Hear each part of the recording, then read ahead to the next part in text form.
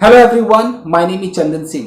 Guys, किसी viewer ने पूछा है कि सर होम के बारे में बताइए। WHOM होम, और होम से रिलेटेड कई सारे हैं, with home, for home, about home, towards home, बहुत सारे हैं। देखिए गाइस, होम क्या है। आप अगर इस रूल को जानते हैं कि सब्जेक्ट वर्ब ऑब्जेक्ट, अगर आप इसको जानते हैं तो आपको पता है कि मैं एक सब्जेक्ट हूं, आप एक सब्जेक्ट है। कोई भी जो डूअर है, जो जिस काम को करता है, वो सब्जेक्ट होता है गाइस। ओके, तो सब्जेक्ट किसी एक्शन को परफॉर्म करता है, ठीक है। तो सब्जेक्ट है, उसने एक एक्शन किया। एक्शन किया मतलब वो वर्ब है, तो उस वर्ब का कोई ऑब्जेक्ट होगा ना। आप एक सब्जेक्ट है, आपने किसी को थप्पड़ मार दिया तो आप सब्जेक्ट, आपने थप्पड़ मारा, ये एक्शन आपने परफॉर्म किया, लेकिन वो थप्पड़ किसी को तो लगा होगा, वो ऑब्जेक्ट।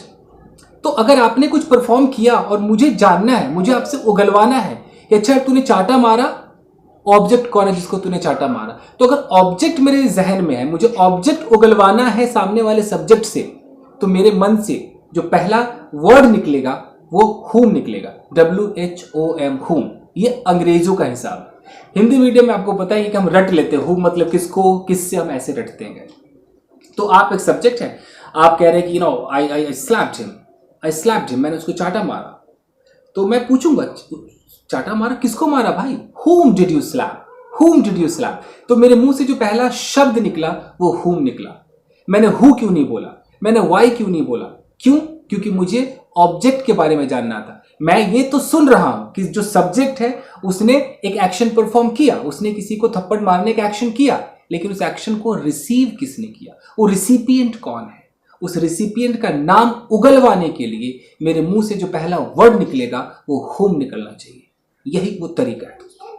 तो आपने बोला कि यार मैंने ना इनवाइट किया, आई इनवाइटेड। किसको इनवाइट किया भाई? आप ऐसे कह सकते हैं आई इनवाइटेड समवन। तो समवन मेरे समझ में नहीं आया, तो मैं जानना चाहूंगा whom did you invite, whom did you invite, तुमने किसको इनवाइट किया। फिर आपका आंसर जो आएगा कि आई इनवाइटेड माई फ्रेंड। ये जो माई फ्रेंड है यही मैं उगलवाना चाहता था, ये whom का आंसर है। मैंने whom से आपसे क्वेश्चन पूछा ना कि whom did you invite, तो आपके आंसर में आया कि आई इनवाइटेड माई फ्रेंड, यानी कि जो इन्विटेशन है उसका रेसिपिएंट कौन था, माई फ्रेंड था।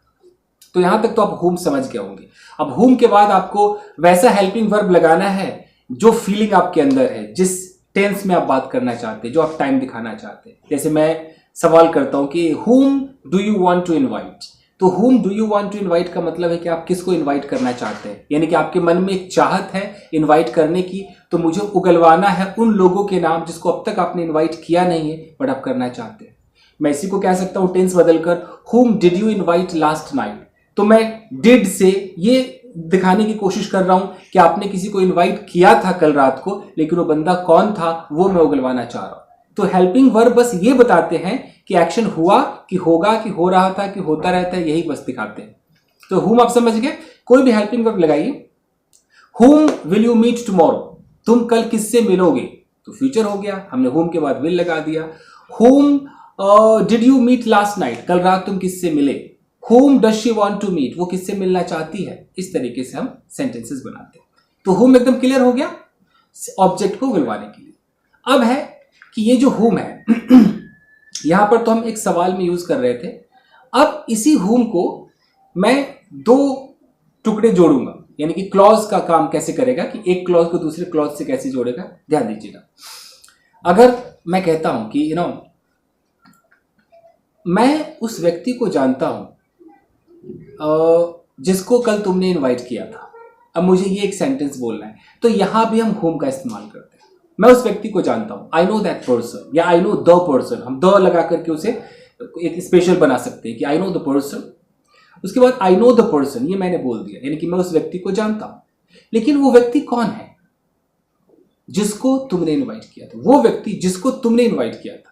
तो तुमने इन्वाइट किया, तुम सब्जेक्ट हो, लेकिन तुमने जो इन्वाइट किया उस इन्विटेशन को रिसीव किसने किया, उस व्यक्ति की तरफ इशारा करने के लिए मैं whom लगाऊंगा कि I know the person whom you invited last night, जिसको कल रात तुमने इनवाइट किया था। तो whom अगर हिंदी मीडियम से सोचेंगे तो whom का मतलब सवाल पूछने में किसको भी होता है, किससे भी होता है, और जब दो सेंटेंसेस जुड़ते हैं तो जिसको भी होता है, जिससे भी होता है। ये हिंदी मीडियम का स्टाइल। अंग्रेजों के हिसाब से देखेंगे तो वो ऐसे बताता है, डिफाइन करने के लिए यूज होता है कि यार कल मैं उस आदमी से बात कर रहा था, I was talking to the person, okay, जिसको तुमने अब्यूज किया था। तो मैं उस व्यक्ति से बात कर रहा था, उस व्यक्ति को डिफाइन करने के लिए, उसके बारे में कुछ बताने के लिए मैं whom लगा रहा हूं अंग्रेजों के हिसाब से। ये एडजेक्टिव क्लॉज के अंदर आता है। अगर आप क्लॉज पढ़ेंगे कि कल मैं उस लड़के से बात कर रहा था, उस व्यक्ति से बात कर रहा था, I was talking to the person जिसको तुमने अब्यूज किया था, whom you abused yesterday or day before yesterday। तो समझ में आ रहा है? तो whom सवाल पूछेंगे तब भी, और अगर आप बीच में whom लगाएंगे तो दो सेंटेंसेस को कनेक्ट करेगा, बताने के लिए कि वो व्यक्ति कौन है या कौन था जिसके साथ मैं बात कर रहा था, जो मेरे घर आया था। यू नो, अ पर्सन, एक व्यक्ति, a person whom you were talking to came to my home yesterday।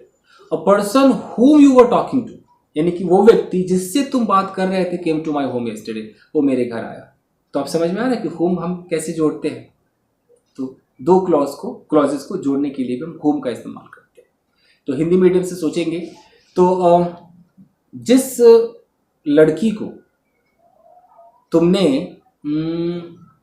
पैसे दिए थे, जिस लड़की को तुमने पैसे दिए थे वो रो रही थी, तो इसको कैसे बोलेंगे इंग्लिश में? कि the girl whom you had given money was crying। The girl whom you had given money, जिसको तुमने पैसे दिए थे, was crying, वो रो रही थी। तो हम सेंटेंसेस में ऐसे whom का इस्तेमाल करते हैं। तो समझ गए, सवाल पूछने में भी और इस तरह के सेंटेंसेस को जोड़ने में भी। ये क्लॉजेस में आते हैं। आप एडजेक्टिव क्लॉज पढ़ेंगे तो समझ में आ जाएगा, रिलेटिव प्रोनाउंस पढ़ेंगे तो समझ में आ जाएगा। ठीक है, अब हम बात करते हैं whom के अंदर विद लगा देते हैं, तो हम करते हैं विद whom। विद whom, तो विद whom अगर हम सवाल पूछेंगे तो विद whom का मतलब होता है हिंदी मीडियम में देखेंगे तो किसके साथ, किसके साथ। जैसे मैं बोलूँ कि with whom were you having food, तुम किसके साथ खाना खा रहे थे, यानी कि आप खाना खा रहे थे, किसी न किसी के साथ आप खाना खा रहे थे। तो यहाँ पर विद whom का मतलब है किसके साथ। अंग्रेजी के हिसाब से देखिए तो वो भी ऐसे ही जानना चाहते हैं कि वो व्यक्ति कौन है जिसके साथ आप कुछ कर रहे थे। तो सवाल कैसे होगा? विद whom पहले लगाएंगे, उसके बाद कोई ना कोई हेल्पिंग वर्ब आएगा एज पर द टेंस। जैसे किसके साथ तुम स्विमिंग कर रहे थे, with whom were you swimming.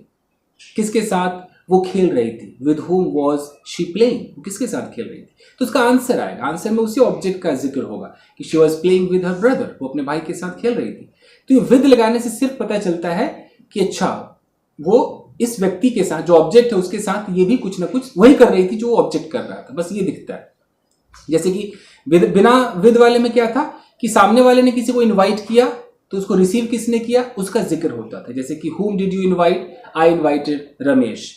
लेकिन विद whom में क्या है कि वो ऑब्जेक्ट जो काम कर रहा था, ये सब्जेक्ट उसके साथ वही काम कर रहा था, इसलिए हम विद लगा देते हैं ये जानने के लिए। अगर मुझे बोलना है कि कल तुम किसके साथ खाना पका रही थी, तो यानी कि खाना आप पका रहे थे, आप एक सब्जेक्ट है, आप एक्शन कर रहे थे खाना पकाने का, और एक ऑब्जेक्ट है, एक और व्यक्ति है जो आपके साथ खाना पका रहा था, तो मुझे उसका नाम जानना है। आप तो पका ही रहे थे लेकिन मुझे उसका भी नाम जानना है, तो मैं कैसे बोलूँगा कि with whom were you cooking food. तो आपका जवाब आएगा oh I was cooking food with my mom, अपनी मॉम के साथ खाना पका रहा था या पका रही थी। समझ में आ गया? तो विद whom का मतलब है किसके साथ। सब्जेक्ट जो एक्शन कर रहा था, वो एक्शन वो अकेला नहीं कर रहा था, वो किसी के साथ कर रहा था, वो कौन है, वो उगलवाने के लिए हम विद whom लगाते हैं। क्लियर हो गया? ठीक है जी। अब इसी विद whom को हम, ये जो किसके साथ सवाल में है, इसको हम जिसके साथ भी कह सकते हैं।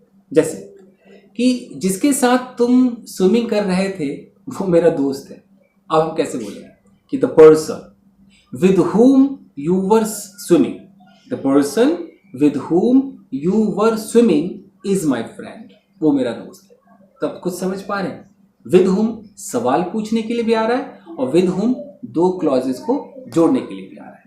यानी कि वो लड़की जिसके साथ तुम खाना खा रहे थे वो नोएडा में रहती। अब मैं कैसे बोलूँगा? द गर्ल, पहले मैं उस लड़की का जिक्र करूंगा। कहने का मतलब है कि the girl lives in Noida, लड़की जो है नोएडा में रहती। कौन सी लड़की? उस लड़की को डिफाइन करना है, एडजेक्टिव क्लॉज है, लड़की के बारे में कुछ बताना है। कौन सी लड़की? वही जिसके साथ कल तुम क्या था, खाना खा रहे थे। तो the girl with whom you were having food yesterday lives in Noida। The girl with whom यानी कि जिसके साथ you were having food yesterday lives in Noida, वो नोएडा में रहती है। तो विद हुम को हम दो तरीके से इस्तेमाल कर रहे हैं, एक सवाल पूछने में और एक यहाँ पर। समझ में आ रहा है आपके? क्लियर हो गया विद हुम? चलिए, कई बार हम विद को लास्ट में लगा देते हैं, जैसे कि the girl whom you were sitting with, हम ऐसे भी कह सकते हैं कि the girl whom you were sitting with is highly qualified. Okay, जिस लेडी के साथ तुम खाना पका रही थी वो मेरी पड़ोसन है। The lady whom you were cooking food with is my neighbor. तो with को हम लास्ट में भी लगा सकते हैं। चलिए, with whom हो गया।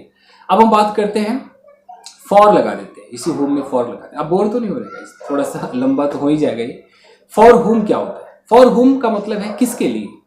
जैसे कोई बंदा कपड़े धो रहा है, किसके लिए कपड़े धो रहे हैं? कोई खाना पका रहा है, किसके लिए? मतलब ये जो आप एक्शन परफॉर्म कर रहे हो, सब्जेक्ट जो है वो एक्शन परफॉर्म कर रहा है, लेकिन ये एक्शन किसके लिए है? वो कौन वो ऑब्जेक्ट है जिसके लिए ये काम हो रहा है? तो इसे उगलवाने के लिए भी हम फॉर हुम कर देते हैं, तो पता चल जाता है उस व्यक्ति का जिक्र आ जाता है सामने। जैसे कि आप किसके लिए खाना पका रहे हो? फॉर हुम आर यू कुकिंग फूड? जवाब में क्या आ जाएगा? I am cooking food for my child, for my husband, for my family members. Excuse me. Okay, किसके लिए तुम गाना गा रही थी भाई? फॉर हुम were you singing a song? मैं अपने दोस्त के लिए गाना गा रही थी। I was singing a song for my friend. मैं तुम्हारे लिए गाना गा रही थी। I was singing a song for you. समझ में आ रहा है? तो फॉर हुम का मतलब है किसके लिए, वो कौन सा व्यक्ति है उस जिसके लिए आप काम कर रहे थे। अब इस फॉर हुम को भी ले चलते हैं सेंटेंसेस को जोड़ने में, क्लॉजेस को जोड़ने में। ओके, तो जहां पर ये फॉर हुम सवाल पूछने में था किसके लिए, वैसे ही ये हो जाएगा जिसके लिए। ओके, जिस लड़की के लिए तुमने कपड़े खरीदे हैं वो मेरी बहन। कैसे बोलोगे? The girl for whom you have purchased these clothes is my sister. फिर से बोल दो, द गर्ल फॉर हुम, या फॉर हुम का मतलब जिसके लिए। The girl for whom you have purchased these clothes is my sister, यानी कि the girl is my sister, लड़की मेरी बहन है। कौन सी लड़की? डिफाइन करो ना, बताओ लड़की के बारे में। वही लड़की जिसके लिए तुमने कपड़े खरीदे, for whom you have purchased clothes. समझ में आ रहा है? कई बार फॉर को अलग भी कर सकते हैं कि the girl whom you purchased clothes for, ऐसे भी कर सकते हो, आपके ऊपर है। क्या फॉर हुम को एक साथ दिखाना चाहते हैं या होम को इधर दिखाएंगे, फॉर को लास्ट में ले जाएंगे? आप समझ पा रहे हैं मैं क्या कहना चाहूँ?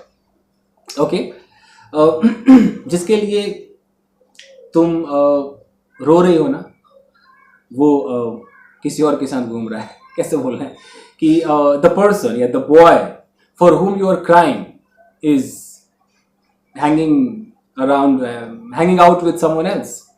हैंगिंग अराउंड में कह रहा था, hanging out with someone else. तो समझ में आ रहा है? इस तरीके से जिसके लिए तुमने ये कैमरा खरीदा है वो मेरा दोस्त है। The person for whom you have purchased this camera is my friend. Okay, जिन लोगों के लिए मैं ये वीडियो बना रहा हूं वो मेरे व्यूअर्स हैं। The people for whom I am making this video are my viewers. तो क्लियर समझ में आ गया? फॉर हुम। चलिए, अब इसी में हम अबाउट लगा दें। तो अबाउट हुम का मतलब होता है किसके बारे में। अगर मुझे सवाल पूछना है कि एक्सक्यूज मी, बाल भी झड़ रहे हैं दोस्तों। हाँ, अगर सवाल पूछना है कि किसके बारे में तुम बात कर रहे हो, तो हम ऐसे भी कह सकते हैं कि about whom are you talking, या whom are you talking about. हम अबाउट को लास्ट में रखते हैं, तो आपके ऊपर है। वैसे ज़्यादातर तो लास्ट वाला ही चलता है कि हुम आर यू टॉकिंग अबाउट, तो किसके बारे में। तो whom are you talking about या about whom are you talking, किसके बारे में वो ये सब कुछ कह रहा है। तो whom is he saying all this about, या about whom is he saying all these things, ऐसे करके हम बोल सकते हैं। तो about whom का मतलब किसके बारे में। इसी को अगर मैं क्लॉजेज में ले आऊँ तो जिसके बारे में हो जाएगा, यू नो, कि वो लड़की जिसके बारे में तू बात कर रहा था वो मेरे साथ है। The girl about whom you were talking is with me, या आप अबाउट लास्ट में लगा दीजिए कि the girl whom you were talking about is with me। तो समझ में आ रहा है? और मैं इसमें क्या समझाऊं? तो with whom हो गया, for whom हो गया, about whom हो गया, और भी कुछ है क्या इसमें? in whom भी लगा दे क्या? in whom excuse me guys, in home का मतलब जिसमें हो जाएगा। हाँ, कई बार ऐसा होता है ना कि वो लड़की जिसमें तू इंटरेस्टेड है वो यहाँ नहीं रहती है, तो the girl in whom you are interested doesn't live here. तो जिसमें हो गया, और अगर मैं सवाल में लूँ तो किसमें हो जाएगा कि इन होम आर यू इंटरेस्टेड, किसमें तू इंटरेस्टेड है, इन होम आर यू इंटरेस्टेड। तो इन होम तो खैर ज़्यादा चलता नहीं इसके। बस अब मैं क्या इसमें बताऊँ, टुवर्ड्स होम भी करके देखिए। टुवर्ड्स होम, टुवर्ड्स होम का मतलब सवाल में किसकी तरफ towards whom are you going, तो किसकी ओर जा रहा है, तो किसकी तरफ जा रहा है, towards whom are you going. तो जवाब आएगा कि I am going towards my friend, मैं अपने दोस्त की ओर जा रहा हूँ, इस तरीके। तो ऐसे भी बोल सकते हैं। और अगर उसको क्लॉजेस में ले आए तो जिसकी ओर हो जाएगा कि the girl towards whom you are going is my friend, जिस लड़की की तरफ तू जा रहा है ना वो मेरी दोस्त है। तो यही था दोस्तों, आई होप कि इतना काफ़ी होगा। तो हमने क्या डिस्कस किया, होम कर लिया, हर एंगल से देख लिया, फिर हमने विद होम कर लिया, फॉर होम कर लिया, अबाउट होम कर लिया, इन होम भी कर लिया, टुवर्ड्स होम भी कर लिया। तो काफ़ी हो गया दोस्तों। तो बस आज के लिए इतना ही, मिलते हैं अगली वीडियो में गाइस। आई होप कि आपकी समझ में आया होगा। वीडियो को लाइक करना ना भूलें और जुड़े रहिए। Thank you guys, till then take care, keep practising and have fun. Thank you guys.